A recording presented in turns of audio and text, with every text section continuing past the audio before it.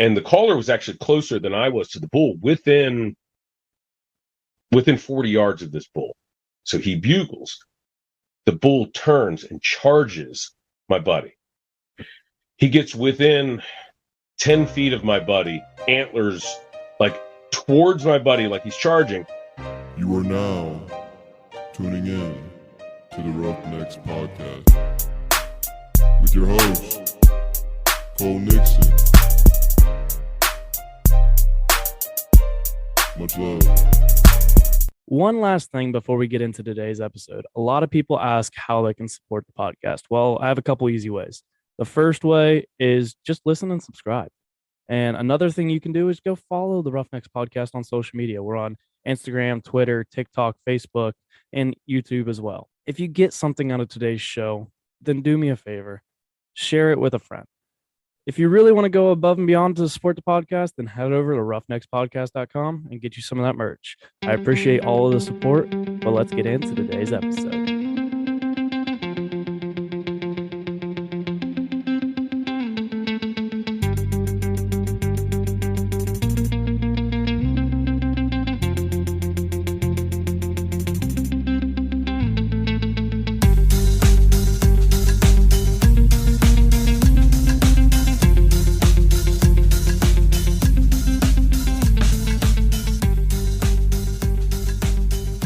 What's up, everybody? Welcome back to another episode of the Roughnecks podcast.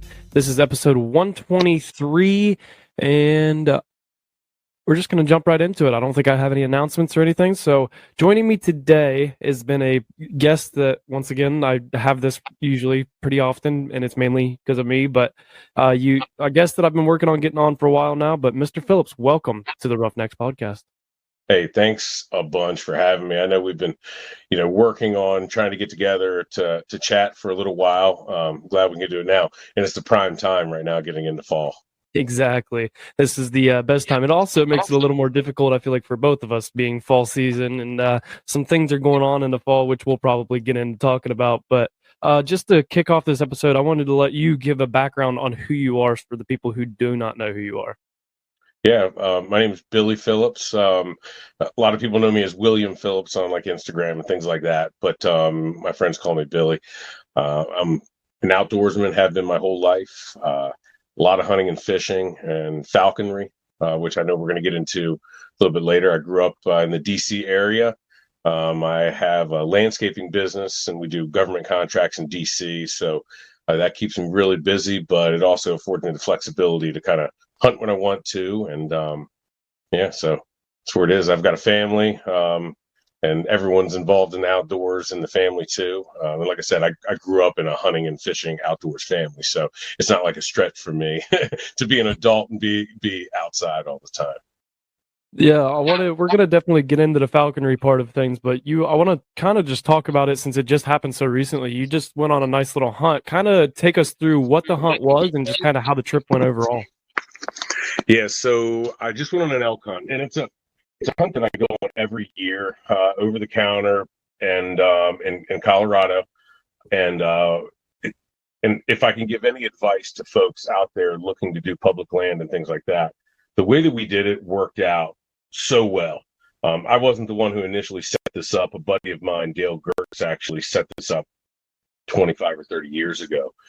So he found a rancher that his property backed up to BLM land and like 30,000 acres plus of public land. So what he was able to do is the rancher allowed him to stay on the property and use his access roads to access the backside of the public land. And the only way to get to that public land was either through his private land or to hike in, 14 hours, a full day or two to get to those spots. So we're able to drive, on the private and then just hop a fence, and we're miles and miles back in. So it's a shortcut. I know there's a lot of folks out there, the Cam Hanes guys and the Elk Fit guys, who they're like, yeah, I just want to go 10 miles one way, but I'm not in that kind of shape to be able to do that, but if there's any advice, I would say do it that way. Try to get that private access, and maybe even if you're not hunting the private, ask them to get the access to that public. So anyway, I went out with my nephew Tyler and my good buddy Taylor Chamberlain. Some of you guys may know him as the urban bowman. Good dude. Him and I hunt the burbs together year round around Washington, D.C. for the overpopulated deer. But so we went out, and I was the only one who had really had much experience elk hunting, and I'm not an expert, but we had a great trip. The very first morning, I called in a bull for my nephew, and that Taylor had spotted, and we were glassing another mountain. And Taylor said, "I see a bull," and I'm looking at the mountain. I'm like, "Where's it at?" He's like, "It's right there in front of us, 100 yards away." And we just lucked out and were able to sneak in, and I called that bull in to my nephew, and he was able to get a shot. So that was cool. I also, I think the first morning that I hunted in that I was not the caller, my nephew actually called in a nice bull for me. And it got to within about 150, 200 yards. And then I just stalked into within range. And as soon as I saw antler tips, I knew I was close enough. And he luckily stepped out and gave me a small window that I was able to capitalize on. But it was a nice 6x6 that I got. Not huge or anything, but it was any elk for me personally is a trophy. And the meat is absolutely incredible. Mm-hmm. So that was a great hunt. And anyone out there who's looking to elk hunt, especially if you're a turkey hunter, if you're a good turkey hunter, you can be a good elk hunter. Absolutely. To me, it's one of the ultimates when it comes to bow hunting. And I've bow hunted in multiple countries. I've been to Africa multiple times. I've hunted all over the country and for many different species. And I would say elk has got to be up at the top. Now, I haven't done moose yet, but that's on the list either next year or the following year. I've got a deposit in for British Columbia. But yeah, elk is absolutely incredible. Man, what a good trip. Every story that I've heard of, like people doing it, and like, everybody's seeing the camera hangs and stuff on Instagram, and it is, I've never done it. It's something that I've definitely wanted to get into, but I also know it's, it does take, you got to have somebody that does somewhat know what they're doing, because otherwise you're never going to really do well. And you talked about the hiking in, that's something that we've talked about at work, because we talk about this kind of stuff all the time. But it's like, yeah, the good places to go, you got to hike miles and miles in. But here's the thing that people always forget, like you hike that in, all right, you hike in, and say you do get, you get a bull, you got to pack all that meat out. Like and you got to process to get it all back. So that's why, you guys got that private land that you can just make that quick cross, and it makes it a little easier for you guys. And those things are hard to come by, but you also don't know until you ask. You got to go try, and like, they're out there. There's plenty of opportunities like that out there. You just got to kind of work your way around it and work towards it. It takes a lot of effort to find those places, but once you do, you hold on to it as long as you can. But yeah, talking about packing out, I mean, even though we are able to access that land there, we still have to pack out miles. I mean, it's a couple miles that we're actually going back to get to our vehicle. So, it does make it a little bit easier. But having said that, the trip is tough. We're hunting at 85 to 8,700 feet in elevation. Every day we're going roughly 10 miles, some days more, some days less. We're gaining 2,500 feet in elevation, each hunt, a morning hunt and then an evening hunt. So, it seems like you're always going uphill. If you see an elk and you spot one, you locate one, you're always going uphill to it. And there's a mental piece that I think is more important than physical. Like Taylor and I talked about this, and he literally did zero to get ready for this hunt. Nothing. I mean, he's used to walking 40 yards from his truck, in the suburbs and people's backyards. And he did nothing. Mentally, though, the dude is strong and stubborn. So when you're packing, 100 pounds out on your back, or even just walking out, trying to get back to your vehicle, every day, multiple times a day, it's a mental battle, and you can overcome a lot of physicality. I think like David Goggins and these other people who are like, yeah, when you think you want to quit, you still have another 48% left, that you can keep going. And, you have to earn your bull. Yeah. If you want it easy, I probably wouldn't elk hunt, go pay for a high fence ranch or something if you really want an elk and you don't want to work for it. But if you want to earn your bull, then man, there's nothing better. And then having that meat in the freezer, it is delicious. It's like, I can't even describe if you've ever had moose. I mean, it's similar to that, but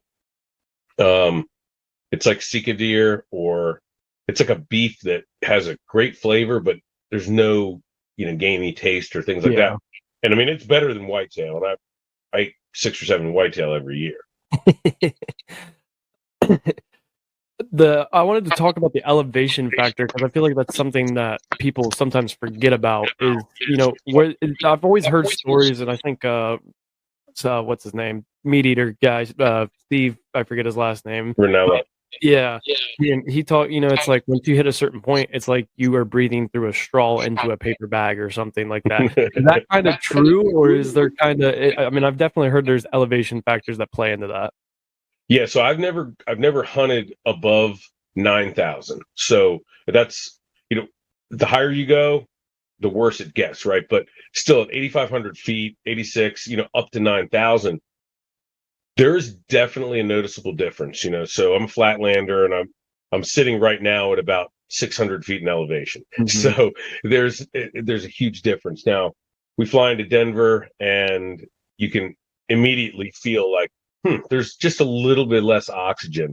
And then we go up multiple thousands of feet. So when you get out there, what we always say is, man, the first climb, you feel like, and really it doesn't matter if you prepared or not, but that first climb, the first 30 yards of it, you go, oh my gosh, I have a week of this and I just started and my legs are on fire.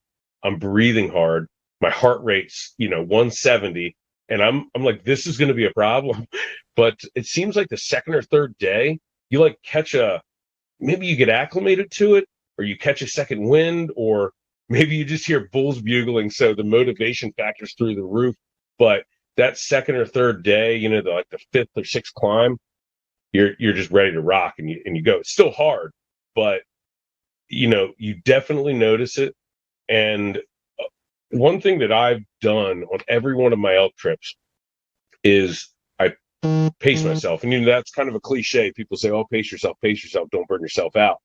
And what that means to me is if I'm going up a mountain, whether it's after a bull or I'm packing out, or I'm just walking back to camp, and I'm struggling a little bit mentally, I just start counting, and I count my steps. So I'll do 150 steps, or if I'm really beat and I've got a big pack, I'll do 50 steps. Or if I'm struggling with 50 steps, I'll knock it down to 25 steps and then take a break. So every time I make that step goal, I'll stand there, take a break. I look at my watch and see what my heart rate's doing. And I get my heart rate down to, let's say, 120 or so, and boom, I start again. And I start counting again. And then by the end, you feel like you've broken it down into easier, manageable chunks. So it's a mental game that I play with myself in order to get through that elevation, the lack of oxygen, the legs burning, and all of those physical factors.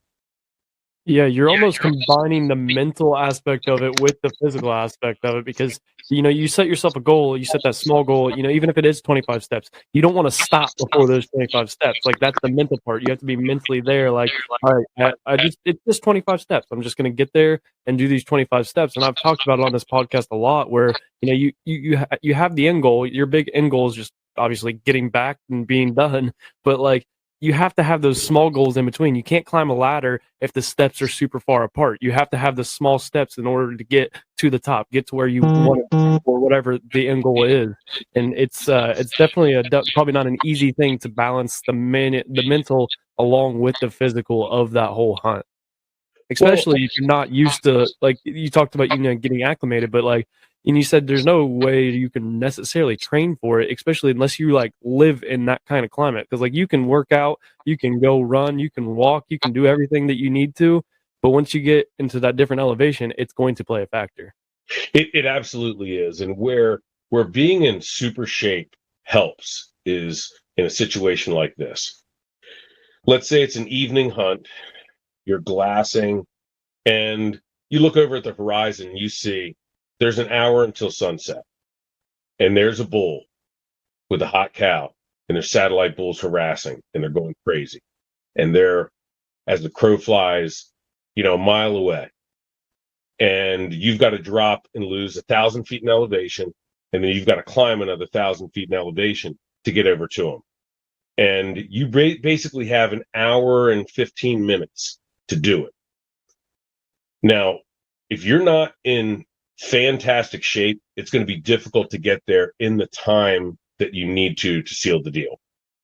That's where the physicality for me comes in. The other spot that it comes in is when you want to get past the crowds on public land, and a lot of guys will go in a mile or 2 miles. If you go in 5 miles, you are in a better position to capitalize on fairly unpressured bulls. Then the pack out, I don't really know if I'm sure you can physically get ready for a pack out like that if you're carrying 100 pounds all the time. But when you carry, if you're doing it solo, which I've never done, I've only done it with a group of 2 to 3. Even 2 to 3 people. If you have 2 people, guaranteed you're both gonna have at least 2 trips back and forth. With 3 people, if everyone really loads down, you can get it done in one, but it's really, really difficult. A lot of times 1 person or 2 people have to go back for the rest of that meet. But when you get back to the truck and you've got, all of your meat back there, and then you still have to go back and get your antlers or the head and the cape and things like that, there are times when you look at it and go, I don't want to do that again. I just, that stuff, I just want to leave there, forget it. I'll just remember the memory and the pictures at times, but you always go back and mentally, you force yourself to get back into it. And you can overcome a lot of that physicality with mental, but you can also prepare. You can prepare for a hunt like that, and you will be more successful the better prepared you are on an elk hunt. And I mean, if you get into sheep hunting or goat hunting, that's at a different level, literally and figuratively a different level in elevation, and then in the fitness that you need to be ready for. Yeah, because those things can stand on the side of mountains, like straight up and down. They find any way they can. Yeah, absolutely. And some of those hunts are dangerous. You're looking at, I mean, there's been, I don't have an exact number, but there's been plenty of stories of people that a lot of people can die, like have died during those type of hunts, falling off cliffs and stuff like that. Absolutely. And I mean, it's very easy to be injured. Even on an elk hunt, like the way that we do it, there's a potential that you could die. I mean, there are cliffs there. There are rock ledges. You could have rocks fall on you. You could get gored by an elk. In fact, 2 years ago, I was hunting with 2 buddies out there, and the way that we set up our hunts is we rotate.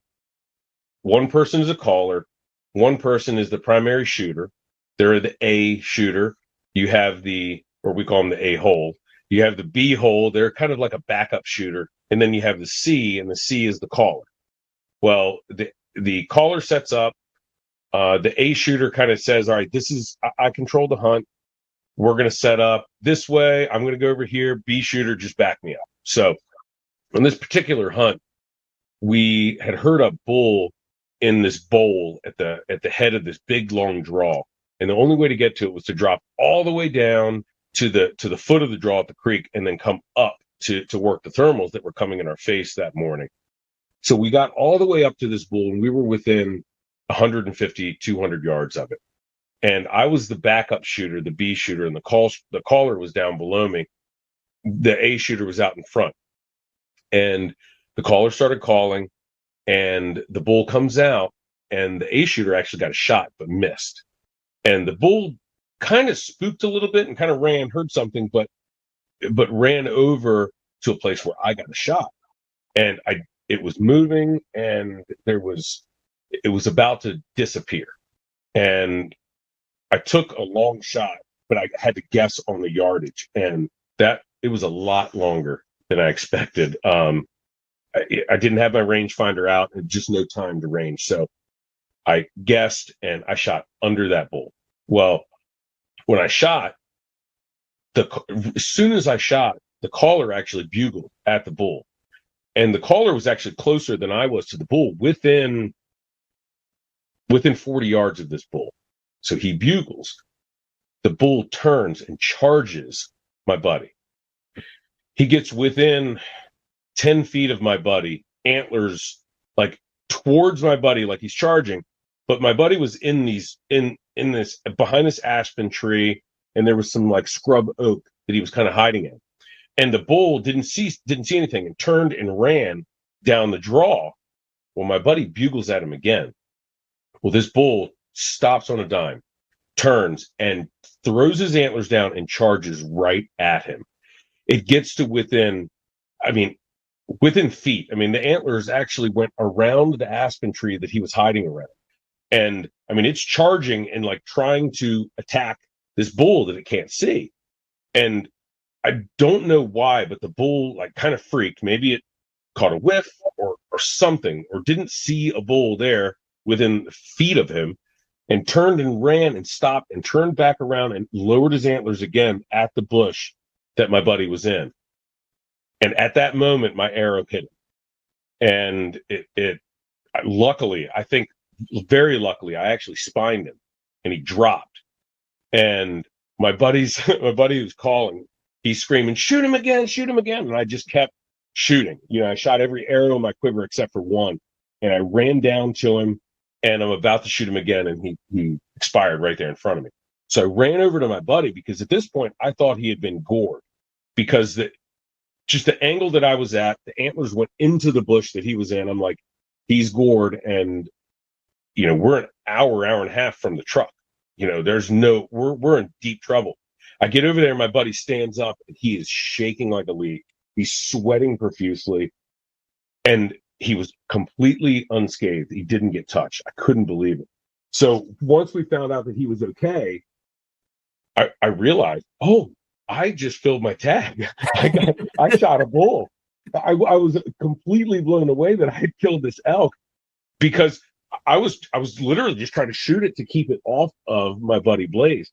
One of the most intense experiences I've ever had hunting, and one of the closest I've ever had to someone actually dying. It was very close to him getting gored by this elk. It was incredible. So there are dangerous times out there, just from an animal, a cliff, you know, falling off a mountain. You know, on another trip, we had a guy on a four-wheeler, and he was riding along the edge of this creek, and for some reason the bank on the creek just gave out. Like it was undermined a little bit. It gave out. The quad came down. He flew off of it, and the quad rolled on top of him. Luckily, he was spry, and he was able to jump out of the way, but that quad landed on his leg, shattered his ankle completely. So we had to get him out of there. It took us hours to get him out of there. And then we got back to an emergency.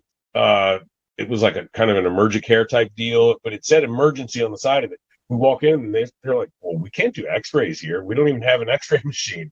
So, and they ended up driving out and back. So he had to drive from Colorado all the way to Maryland with his foot up on a dash, or he rode. He didn't drive, but with his shattered ankle up on a dash, and had to get surgery when he got back. So wow. I mean, there are dangerous times out there. So, I mean, just a rock sliding out from under you can be disastrous. So you have to be careful. That mental piece of it. Can't be scared of it, but you also can't be reckless.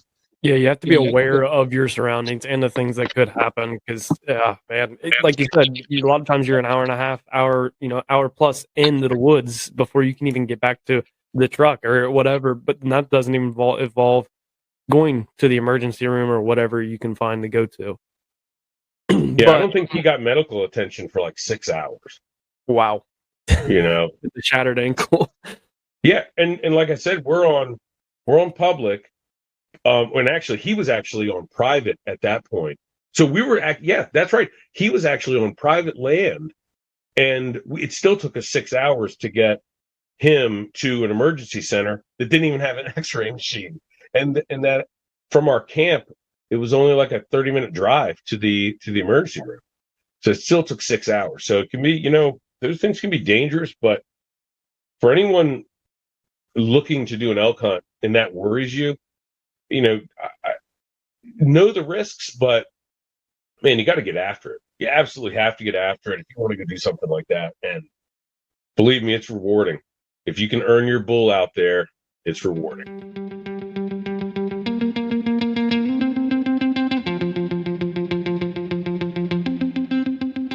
Today's episode is brought to you by roughneckspodcast.com.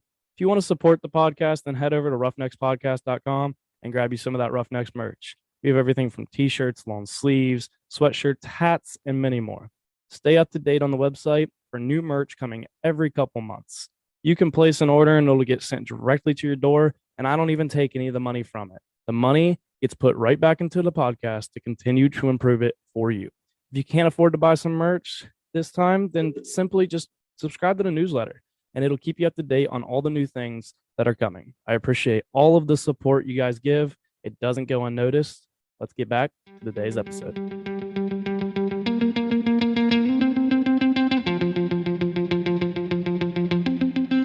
I wanted to talk a little bit too about because you hunt the suburbs, correct? Yes, a ton, really.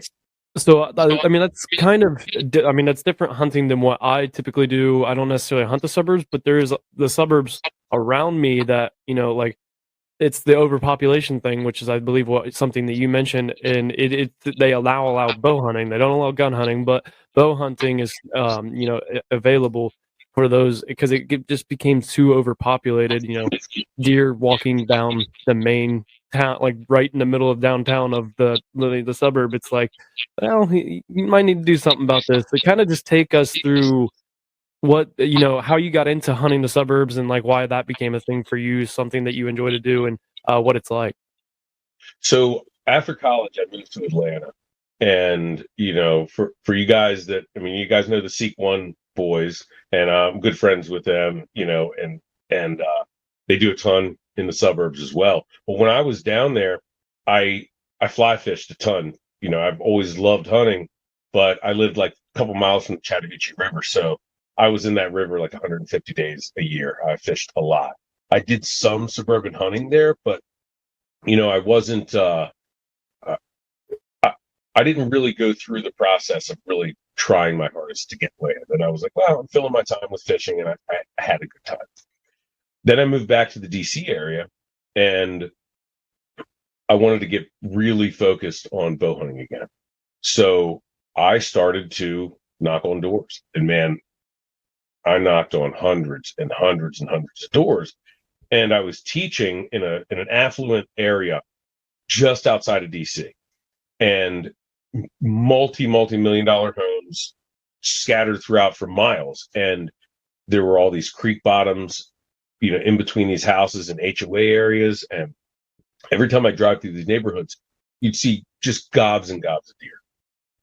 So I was teaching, and I had a few students who their parents would complain about deer. They would say, "Hey, I heard you're a bow hunter. Would you come and kill these deer that are eating my landscaping?"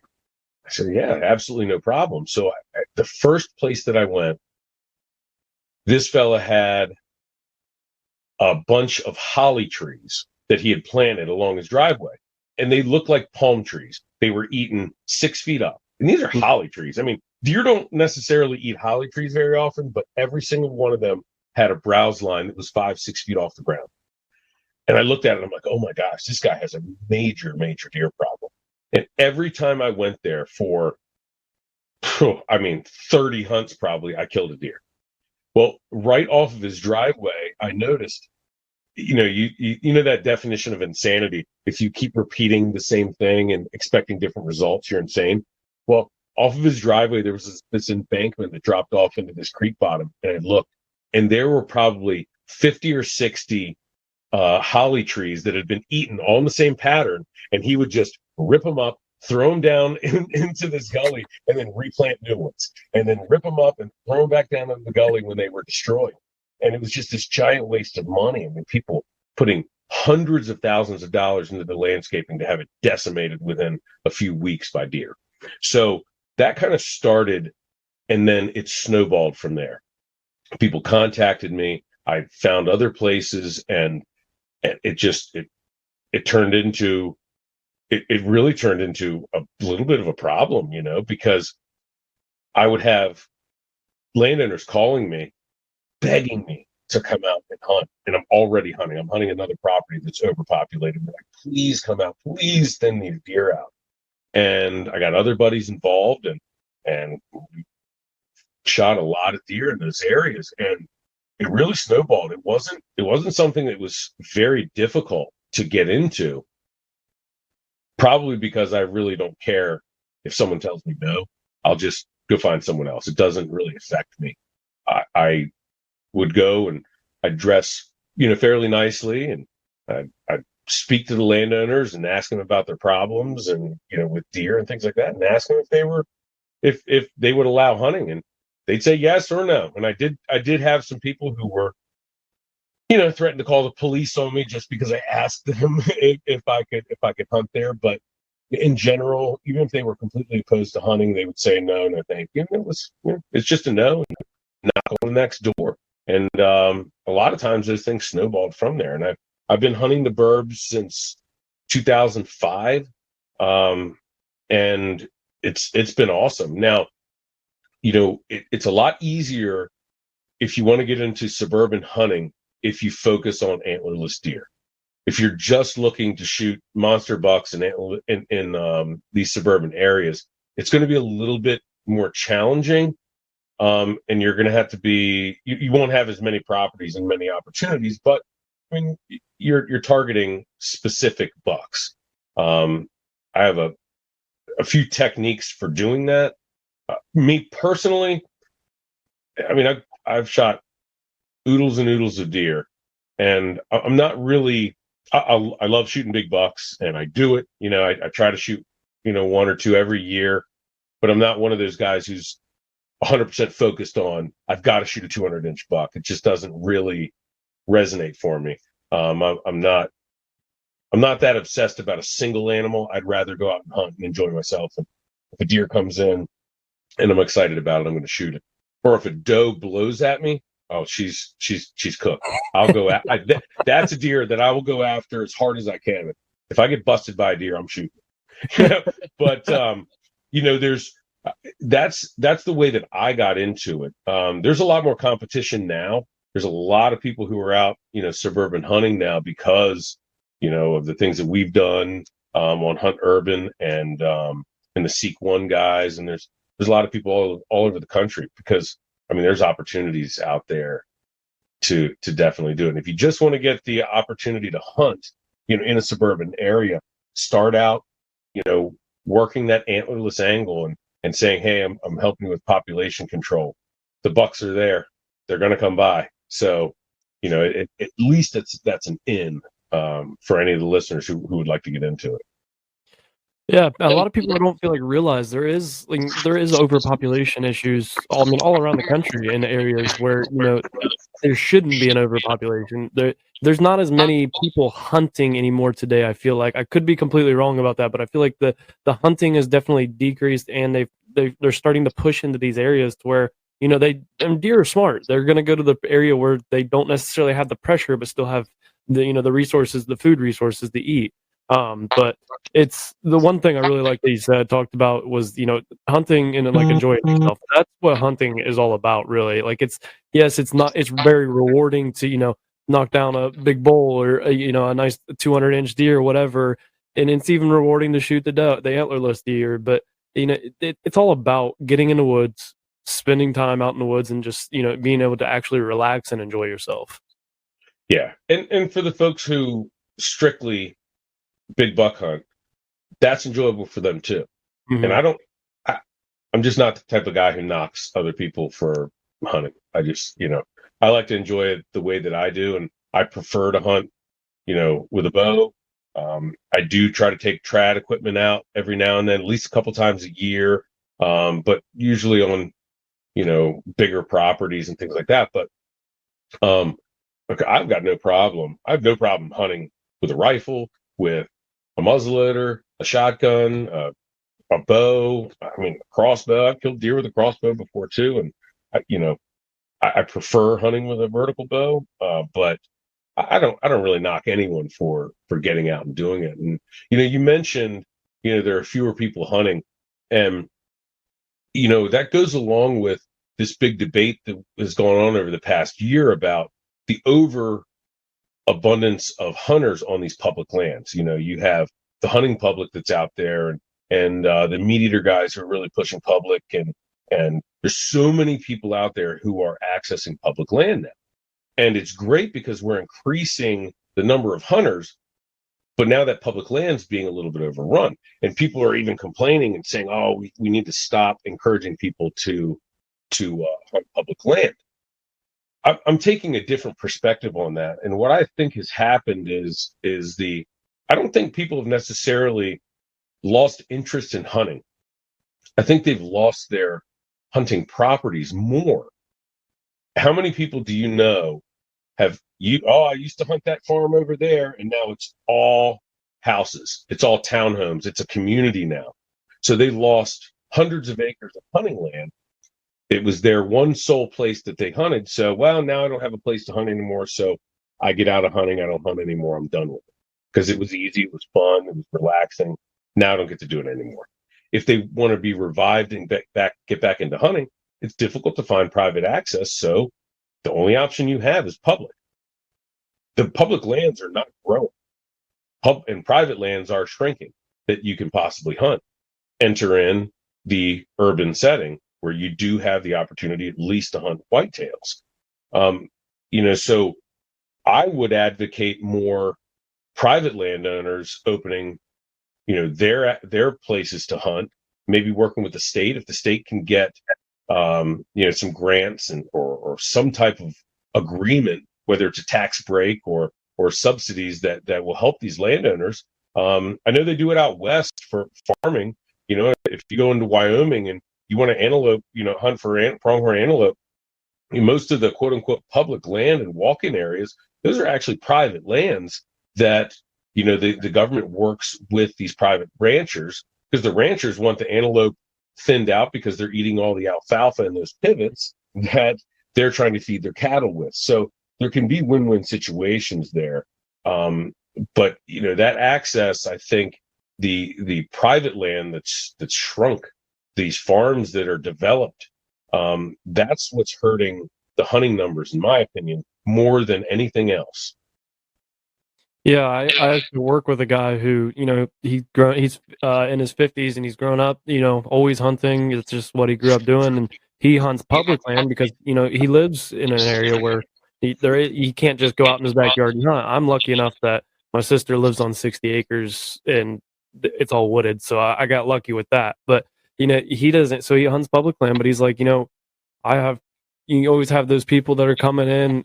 I've been in my stand for an hour before sunlight, getting ready, and then you got the people coming in like right at sunlight, just kind of messing things up. And he's like, I put a camera out and looked, and like the next time I went out, there's 3 cameras right there, and all that stuff. And you're gonna have that, and it is becoming an overpopulation thing with the hunters in the public land, because I think I agree with you 100%. People are losing their land.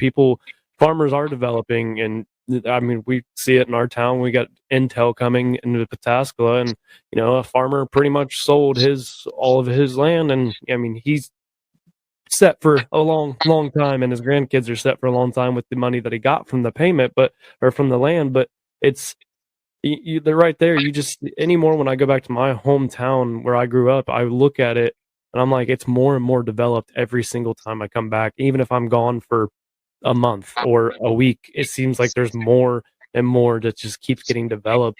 And it's crazy to look at because my parents grew up there too, and they're like, I mean, it's you should have seen it back when we were growing up. It was completely different. Like this road used to be a dirt road, and now it's one of the heaviest traffic roads in town. Absolutely, and it's good for that landowner. They were able to cash in. I don't blame them at all. No, yeah, I'd feel really. I'm sure they probably did a lot of soul searching. This is land that they've worked for maybe generations. Like their grandparents, great grandparents worked that land, and it's hard to give up sentimentality and history in your family. But man, it's really hard to pass up millions of dollars that will set you up for life. And I can't fault them for that. If I try to take their perspective, it does hurt when that's your property. But it also helps if it's your property and you make that money on it. But, and a lot of people fear that hunting is becoming the rich man's game, because, if you have private land and, you see people always, complaining about, oh, that's, you shot that deer because it's daddy's farm and it's, rich dad bought you this place, or, you had money, you're able to pay for these hunts and things like that. And I don't knock them either. I mean, good for them that they're able to do that. And I look at that as motivation that should be motivation for someone who doesn't have access, or they don't like the public land that they hunt. Well, hey man, get out there and, get after it so you can then afford your place, whether it's a lease or whether you buy your own land or something like that. But man, there's opportunity, man. This is America. Get out there and get it if you want it. Exactly. I love that. Before we, we're kind of starting to run short on time, so I wanted to get into, the one thing that I really wanted to talk to you about, because I'm most intrigued by it, is the falconry. So what is falconry for the listeners who, might not be from your audience, but are from more of my audience? What is falconry, and how does it work? So falconry, as a paraphrased definition, is hunting with a trained raptor. So whether that's a hawk, a falcon, or an eagle, or even an owl, and hunting with that bird is critical to the definition. If you have a hawk and you train it to fly to your fist, and it eats off your fist, and it'll follow you through the woods, and it comes back to you, and you have it, but you don't hunt it, well, that's pet keeping. That's not falconry. Falconry is actually hunting with an animal. Now, it is a federally regulated sport. There are roughly 6,000 falconers in the United States, about 10,000 in the world. I live in Virginia. There are about 75 licensed falconers in Virginia. Probably, I'd guess, maybe around 40 or 50 who are actively hunting birds this upcoming year. And what it is you'll take a bird, typically a wild caught bird, and we're one of the only countries in the world where you could trap a wild raptor, keep it, train it, and hunt with it. Most other countries, you have to buy them, and a lot of countries, it's illegal to do. But what I typically do is I will go out into the wild, I'll trap a bird, I will get that bird to trust me, I'll get that bird to understand that I'm not going to eat it, I am going to feed it. And once it understands that I'm not going to eat it, and I've built a partnership with it, that if it does things for me, it will eat. If it goes to a lure, it's going to eat. If it comes to my fist, it's going to eat.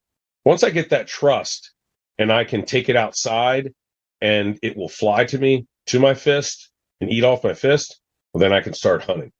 And I'll take that bird out.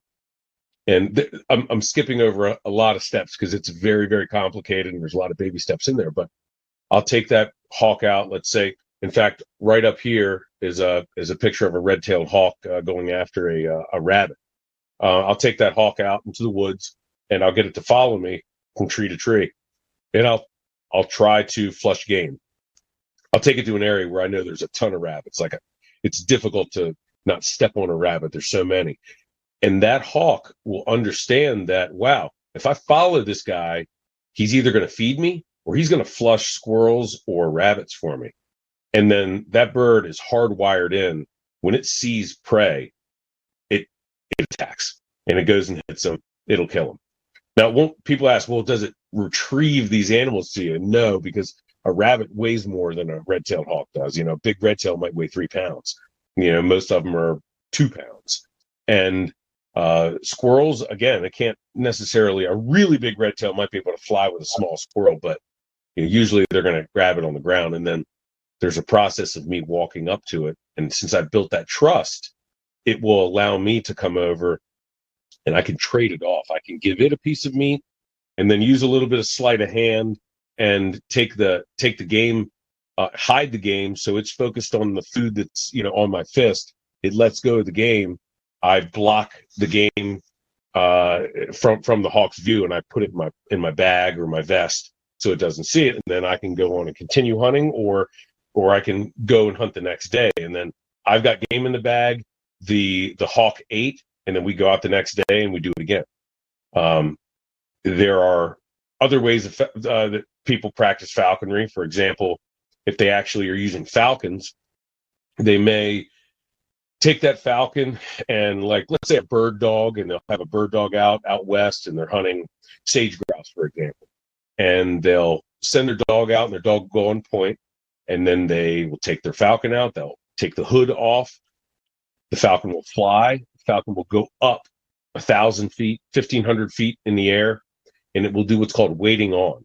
It will circle above the dog and the falconer and wait for game to flush.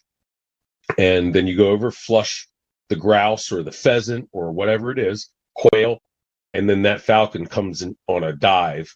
It's called a stoop, and will dive down and hopefully capture the game.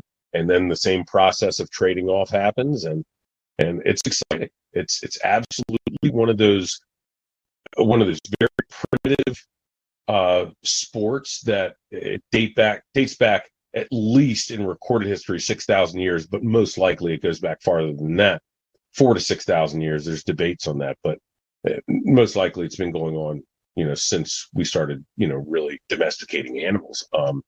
You can't domesticate a raptor, but you can definitely use them in that way. And one of the things I like about trapping a wild bird is that I can trap it. And you trap birds that are juvenile. So in their very first year, they haven't even completed a first year of life. So they're not in the breeding population yet. And let's take a red-tailed hawk, for example. There's reports out there that they have a 70 to 90% mortality rate in their first year. So if you trap a bird and you give it vet care, you give it food, you give it shelter, it's going to most likely, very good chance, it's going to get through that winter, its first winter. So you're giving it about a 90% chance of survival, not mortality. So it gets out into the spring, it's fat and happy, it's been hunting like crazy, catching game 3-4 times a week, and you release it back into the wild. Now, you can keep them for as long as you want, but typically I release them and I start it again in the next fall. So it's really cool that I'm able to kind of help from a conservation aspect, but then also, it gives that bird, it gives me an opportunity to keep it if I want, or puts that bird back into the breeding population. So it's a cool sport, man. It's not very many people do it, but it's very, very rewarding. How long does it usually take for you to build that trust with that bird? So typically, I'll use a red-tailed hawk, for example, because that's what I've hunted with the most. From the day that I trap the bird, 4 to 5 weeks out, we're hunting. And I feel as though if you wait any longer than that, they start relying more on you for food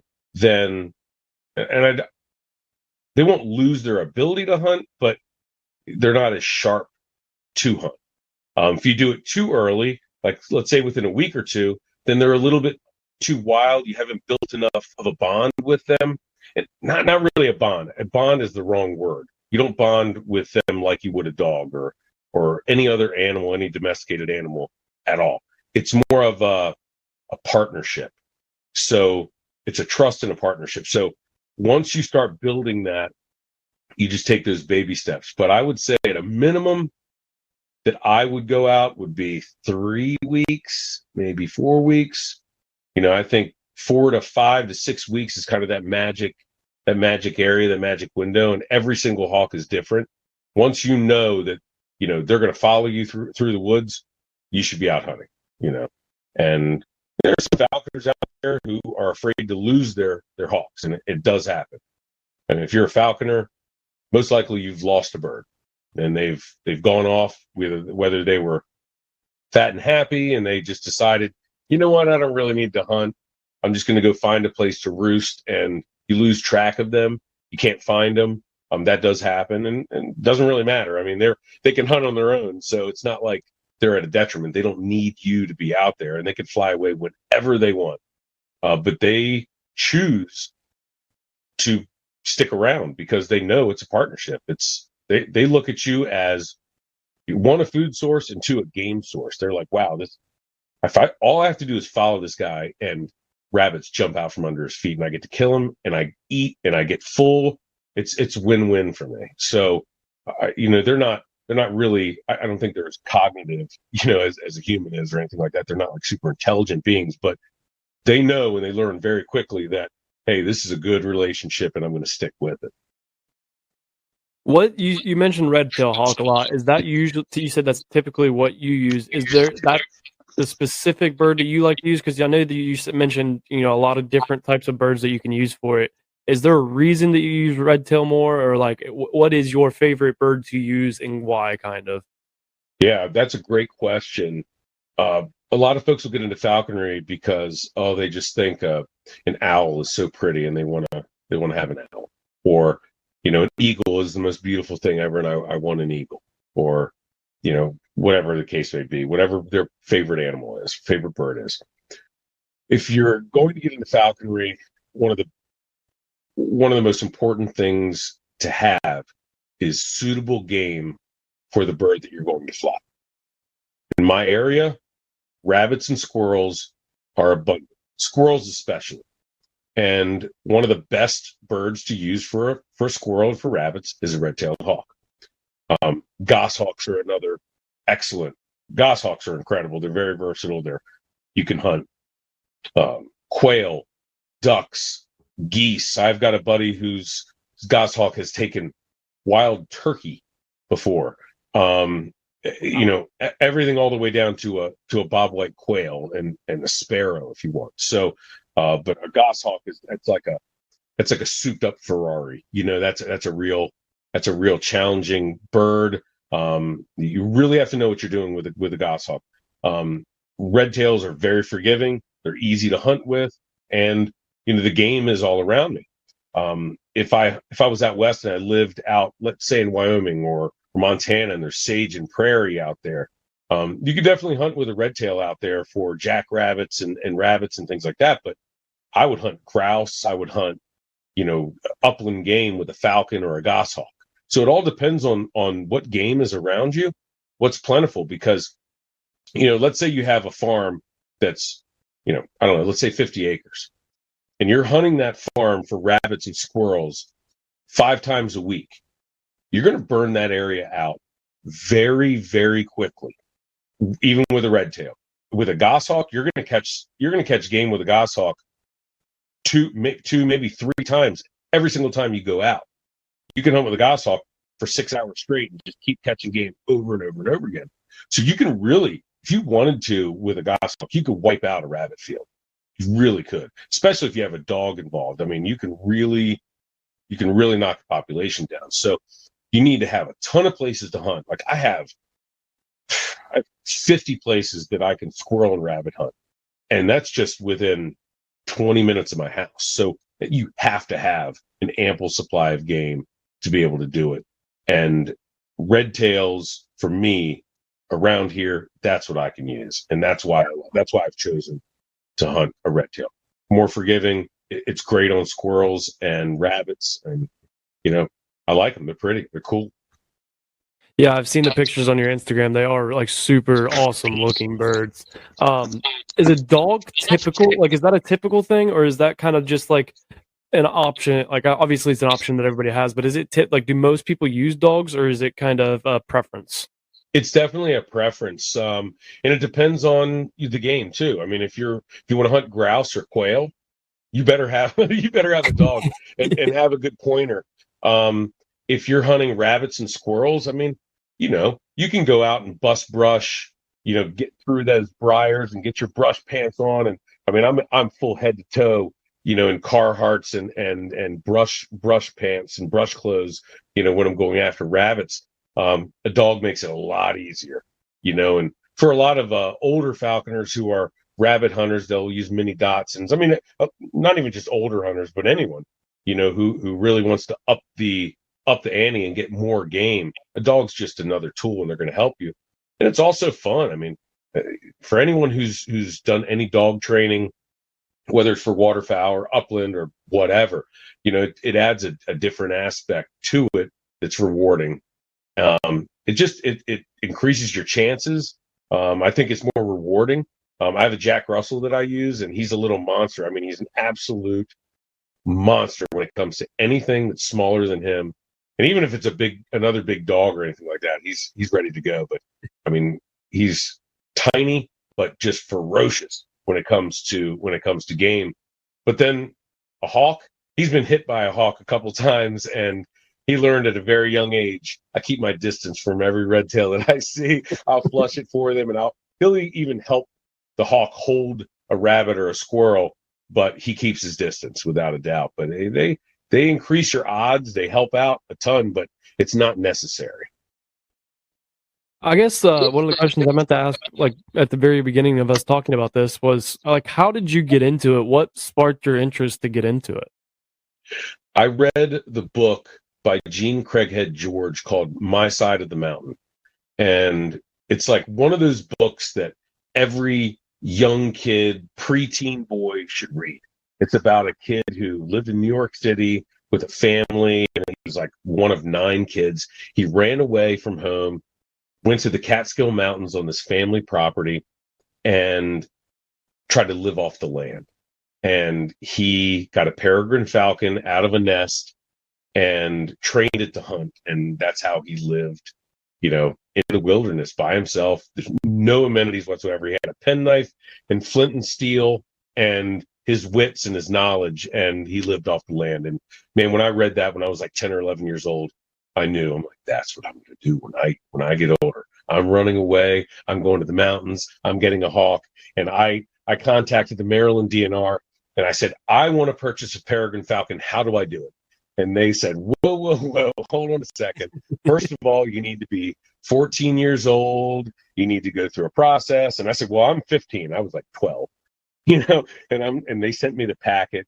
And I realized after doing tons of research that the time that you put into it, there's no way I would have been able to do it at that age with the situation that I was in with my family.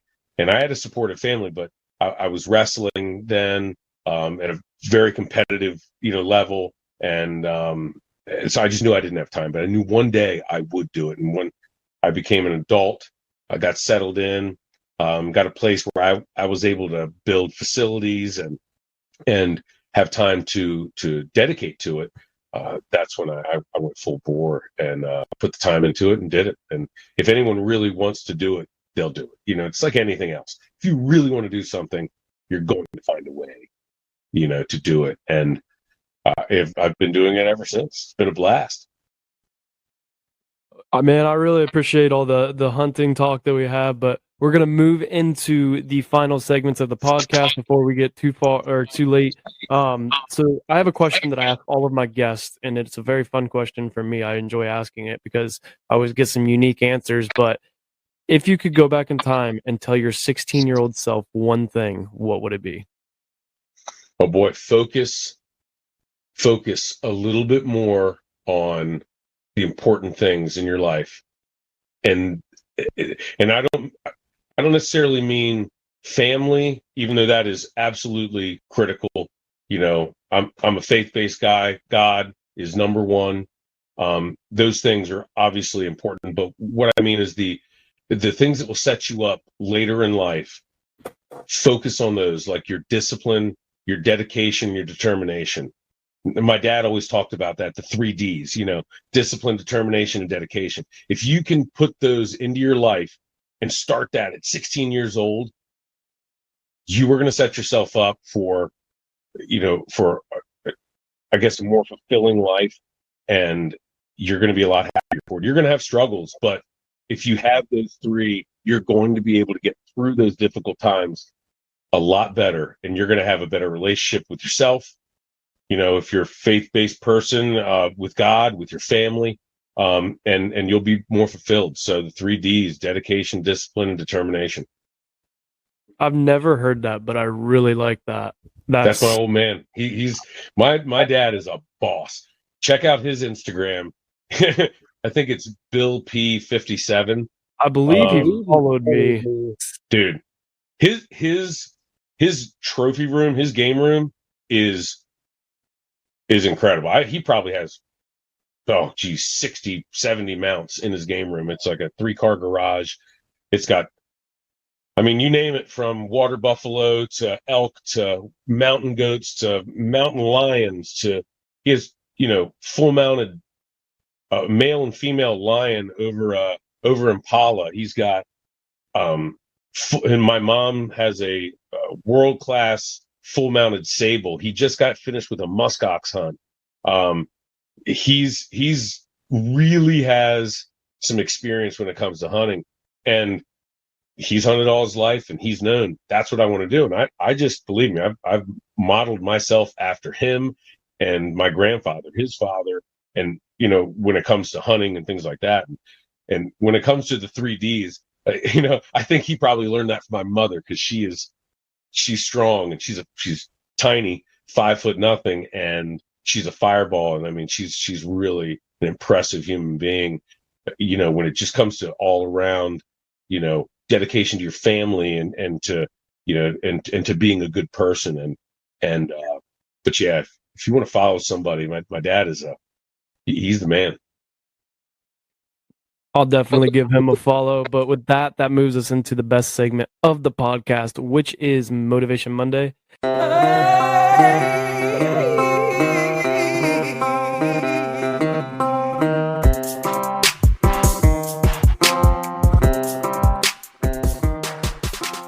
Motivation Monday is the point in the episode where I allow the guests to give the Roughnecks listeners a little inspirational bump to set the tone for their week as they listen on Monday morning. So what do you got for Motivation Monday? Get after it. You're thinking about anything that's going on this upcoming week, whether it's your work, whether it's, you're having a little trouble at home. There's a buck that, has gotten around you and you can't find him. Anything that you're thinking about right now, whether it's work related or home related or personally, is something that you want better for this week, man, get after it. And don't wait. Do it right now. Like, after you listen to this podcast, put your phone down and get after it. Make a step towards it, and you will be better for it. The biggest thing, like, sometimes all it takes is just starting. Is like getting after it, essentially. Yeah, like just starting. Sometimes that is all it takes to, create the next best thing, or, the ideas start flowing in. If you're writing, whatever it is you're doing, all you got to do, the biggest step is just starting. And once you start, get after it. Don't quit. Just keep going. Mm-hmm. Yeah, like you said, sometimes all it takes is a start. Every single other time, it just takes you to follow that start. Just get after it, man. Yep. I really appreciate it. Where can people follow you on social media if they would like to? So Instagram is _ William Phillips _ you can also follow me on Hunt Urban. You can see me on some of the tethered videos on YouTube, and obviously on the Hunt Urban YouTube channel. We're putting out a lot of content. We've got like 16 videos in the queue right now. That elk video is going to be out here, I'd say, in the next week or two. So check that out. But yeah, Hunt Urban underscore William Phillips underscore and Tethered. I mean, that I'm not an employee of Tethered or anything like that, but I've done a lot of work with those guys. I've hunted a lot with them. They're all good buddies of mine. And Taylor works for Tethered too, so that makes it a lot easier too. But yeah, that's where you can find me, and you hit me up. And if you have any questions about falconry, about Sika deer hunting, I mean, that is so hot right now. Talk about public land pressure. Jeez, it's insane. But yeah, if you have any questions about that type of stuff, urban hunting, anything like that, hit me up. I will definitely put all those links for all of that in the episode description as well. But I really appreciate you coming on. Definitely enjoyed this episode, and hearing a little bit of a different side of things outside of what I do, but definitely somebody who enjoys hunting and stuff like that. It was awesome to listen to your stories and your advice and all that kind of stuff. But until Friday, you guys know the deal. Life is hard and is going to knock you down just like a bull does to a bull rider. Don't let the bull of life walk all over you. Get up, grab the bull by the horns, and take control of your life. Roughnecks, out.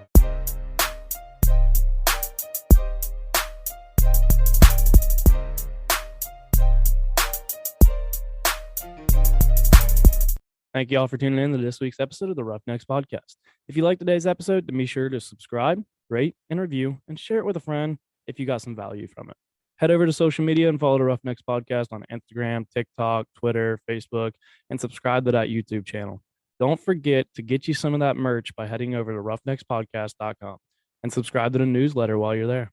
See y'all next week. Roughnecks, out.